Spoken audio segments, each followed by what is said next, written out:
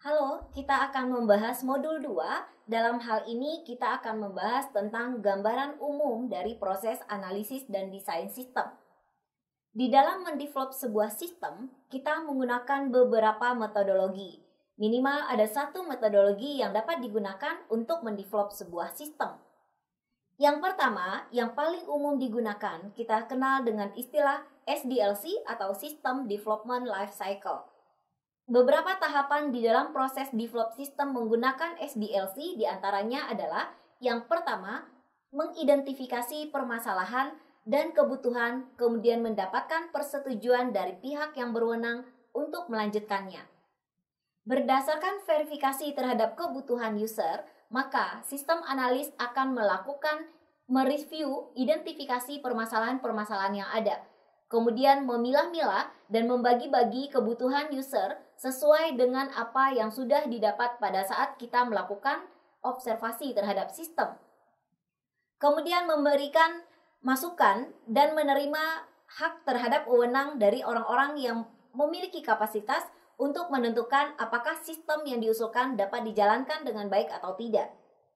Kemudian merencanakan dan memantau proyek apa yang harus dilakukan, bagaimana melakukannya, dan siapa yang melakukannya.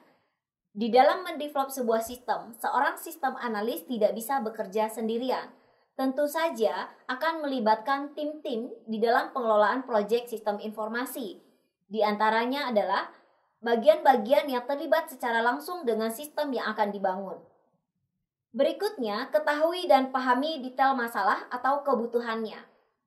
Berdasarkan beberapa referensi yang diidentifikasikan berdasarkan masukan dari beberapa user, terkadang seorang sistem analis menemukan beberapa permasalahan yang bisa dikategorikan sebagai prioritas utama dan beberapa bagian yang menjadi secondary prioritas.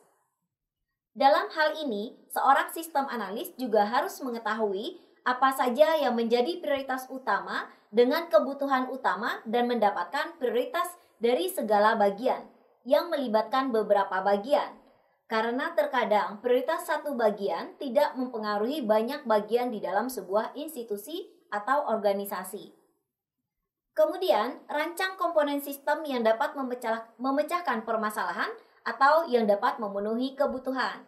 Dalam hal ini, kita mendevelop sistem dengan melakukan desain terhadap prototipe sistem. Di dalam mendesain sebuah prototipe, hal ini langkah demi langkahnya tetap harus dikoordinasikan dengan bagian-bagian yang terkait. Di antaranya adalah menu-menu atau fitur-fitur yang akan ditampilkan pada aplikasi yang akan dibangun, termasuk penyesuaian terhadap prosedur-prosedur sistem berjalan. Hal ini dimaksudkan agar tahapan-tahapan di dalam proses mendesain atau mendevelop sistem ini benar-benar sesuai dengan kebutuhan user. Berikutnya, membangun, menguji, dan mengintegrasikan komponen sistem. Seperti yang kita ketahui, dalam membangun sebuah sistem, akan selalu ada integrasi antar sistem, baik antar modul, antar menu, antar bagian, maupun secara keseluruhan di dalam sebuah institusi.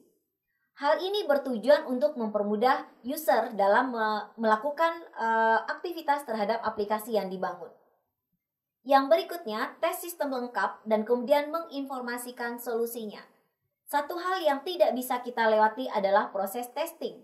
Sebelum implementasi secara menyeluruh dilakukan, proses testing perlu dilakukan untuk mengetahui berbagai pilihan yang memungkinkan terjadi pada saat sistem dilakukan atau diimplementasikan secara menyeluruh.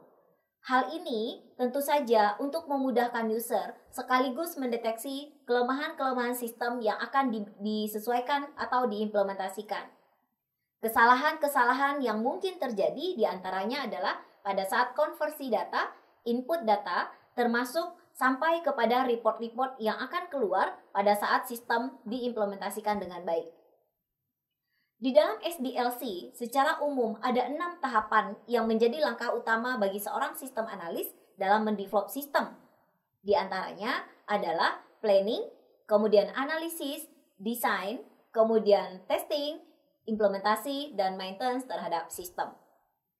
Dan yang kedua ada yang disebut dengan iterative development, di mana pendekatan ini dilakukan terhadap pengembangan sistem di mana sistem tumbuh secara bertahap melalui beberapa iterasi dan tentu saja disesuaikan dengan kebutuhan user. Demikian, terima kasih.